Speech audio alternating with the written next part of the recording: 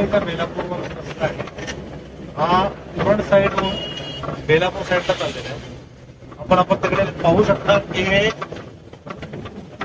जो रेल्वेचा पूल आहे तो आता नेरूळ ते उरण हा जाणारा आहे आणि काही पद्धतीने हा चालू झालेला आहे. तसंच आपण पाहू शकता की या एरियाला रेतीबंदर एरिया म्हणून घेतलं जातं. आपण पाहू शकता समोर एक आहे जो जी झाडी दिसते ती झाडी म्हणजे किल्ला आहे, पूर्वीचा किल्ला आहे. जो आता सिग्नल लागणार आहे सिग्नलला किल्ल्याचा सिग्नल म्हणून संबोधलं जातो. समोर नवी मुंबई महानगरपालिकेचं पण एक आहे. हा जो समोर बघू शकता हे जे झाडी झुडपं जे दिसतात तो झाडी झुडपं जंगल नसून तिकडे एक किल्ला आहे. तो जो दिसतोय तो किल्ला आहे, तो बिल्डिंगच्या बाजूलाच आहे, छोटासा आहे. जर मला कधी जायला जमलं तर नक्की मी तिथे जाऊन तुम्हाला तो व्हिडिओमध्ये नक्की दाखवेल. आणि नवी मुंबईच्या एरियामध्ये असल्या कारणाने आपणही त्याचा बघण्याचा फायदा घेऊ शकतो. जर तुम्हाला इथे जमलं यायला कधी तर नक्की इथे येऊन तो व्हिजिट करा. नक्कीच खूप छोटा असला तरी पण तो एक आकर्षणचा केंद्र मधून इकडचा. तर आता आपण समोर आता आलो आहोत तो नवी मुंबई महानगरपालिका आहे. तर मी आता जवळून जाऊन तुम्हाला तुम्ही दाखवतो. समोरच्या साईडला तो फ्लॅग आहे, जो झेंडा आहे आपल्या देशाचा, आणि त्याच्या समोरच जी महानगरपालिका आहे. हा एरिया बेलापूर एरिया आहे.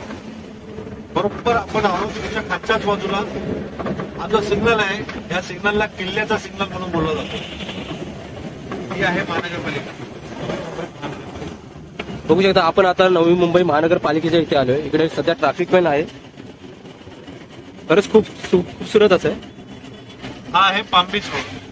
त्या पाम बीच रोडला पुढे जो भाग आहे तिथे फ्लेमिंगो पॉइंट पण बोलला जातो.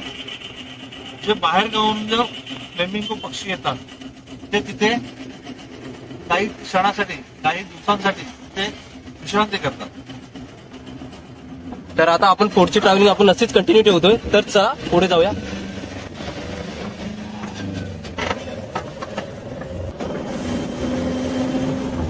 आहे ना क्वालिटी.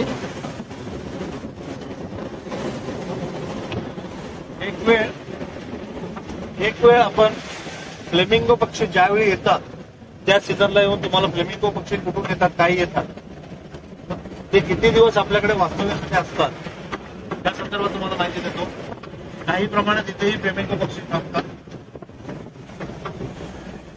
मंदिर आहे तो विठ्ठलाचं मंदिर आहे. हे समोर जे दिसतंय आपल्याला वरती डोंगरावरती ते विठ्ठलाचं मंदिर आहे. आणि याच्या समोरच हे बघू शकता हे अपोलो हॉस्पिटल आहे. जस्ट अपोलो हॉस्पिटलच्या बॅक साईडला डोंगरावर तिथे मंदिर आहे. बघू शकता हे नवी मुंबई मधील खूप मोठं असं अपोलो हॉस्पिटल आहे. नेरूळ आणि बेलापूर याच्यामध्ये आहे. आणि आपल्याला सगळ्यांना आवडते अशी गोष्ट जो पार्क म्हणजे वंडर पार्क. आपल्याला इकडे वंडर पार्क दाखवणार आहोत. हा सिग्नल सुटताच आपल्याला लेफ्ट साईडला वंडर पार्क दिसेल. आपण आता एक आपल्या लेफ्ट साईडला वंडर पार्क करणार आहोत. आपल्या कॅमेऱ्यामध्ये जेवढं आपल्याला कैद करता येईल तेवढं आपण कैद करून तुम्हाला दाखवणार आहोत. त्याच्यामध्ये आतमध्ये बघू शकता आपण की काही स्लाइड आहेत, काही गेमिंग आहेत की तिथे. आणि आपल्याला हे समोर बघा वॉटर पार्कचा बोर्ड आहे.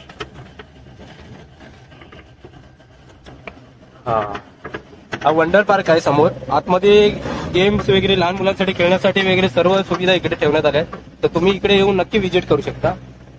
बघू शकता समोर आकाश पाळणा पण आहे इथे. आपल्या लहान मुलांना आणून तुम्ही इथे मनोरंजन नक्की त्यांना करू शकता. तर याचा एंट्री गेट आहे तो समोरूनच एंट्री गेट आहे. तर बघू शकता इकडून जे गाड्या वगैरे येतात त्या साईडून एंट्री गेट आहे. या साईडला फक्त तुम्ही कार टाकू शकता. मोठ्या गाड्यांसाठी इकडे मोठ्या गाड्यांसाठी इकडे एंट्री नाही आहे, छोट्या गाड्या तुम्ही एंट्री करू शकता इथे. बघू तिथे हा एंट्री गेट आहे. तर आपण आता कुठे चाललोय?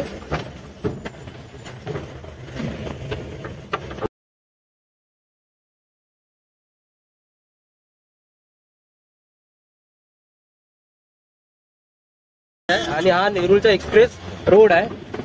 त्याला उरण फाटा बोलतात. त्याला उरण फाटा बोलतात तिथे. आणि आतमध्ये आपण आतल्या रोडला एंट्री केली तर या साईडला जवळजवळ बघायला गेलं तर सर्व्हिस सेंटर आहेत बहुतेक वेगचे. टाटा मोटर्स आहेत तिथे टाटा मोटर्स आहे. त्यानंतर इकडे MG बघू शकता. असे कंटिन्यू पुढे सर्व्हिस सेंटर आहेत. पुढे आयशर आहेत, टाटा आहेत, अजून म्हणजे बघा मारुती सुझुकी आहे. बघू शकते समोर मारुती सुझुकी आहे.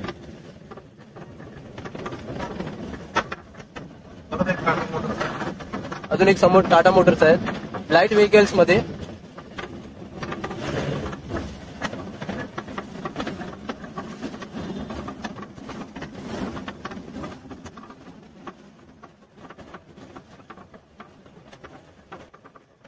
हे बघा मारुती सुझुकीचा नेक्सा म्हणून सर्व्हिस सेंटर आहे इकडचं.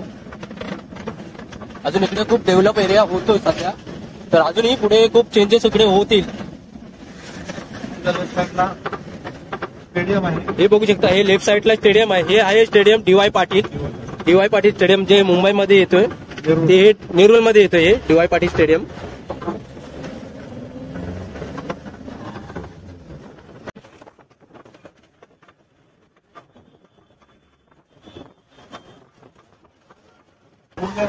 बघू शकता हे पुण्यनगरी जे आपले वर्तमानपत्र आपल्या घरी येतो प्रत्येकाच्या दैनंदिन वर्तमानपत्र ते येतं पुण्यनगरी. आपण जर CNG गाडी जर नेरूळमध्ये घेऊन येत असाल आणि CNG पंप जर शोधत असाल तर बरोबर पुण्यनगरी जे वर्तमानपत्राची कंपनी आहे बरोबर त्याच्या मागच्या बाजूला CNG पंप आहे. तो 24 तास चालू असतो. बघू शकता हाच तो CNG पंप आहे जो आता संतोषदा बोललेला. तर पुण्यनगरीच्या बॅक साईडलाच हाच पेट्रोल पंप आहे CNGचा.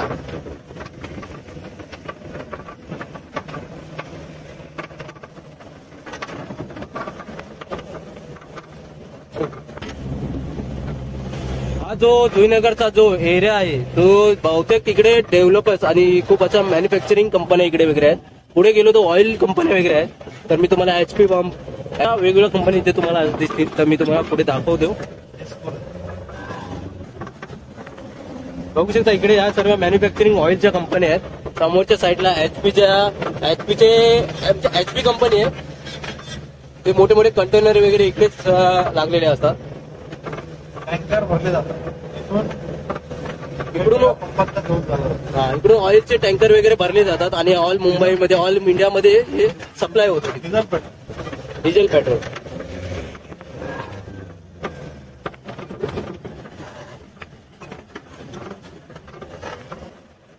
हेच ते मोठे कंटेनर आहेत HP हिंदुस्थान पेट्रोलियमचे जे इथून भरून ऑल इंडियामध्ये इकडून सप्लाय होतो. इथे इंडियन ऑइल पण आहे इकडे आणि या साईडला हिंदुस्थान पेट्रोलियम आहे.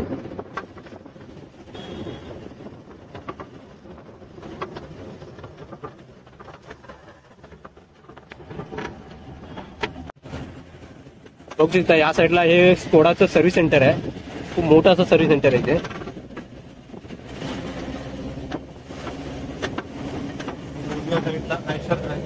आणि या साईडला राईट साईडला बघायला गेलं तर आयशरचं सर्व्हिस सेंटर आहे.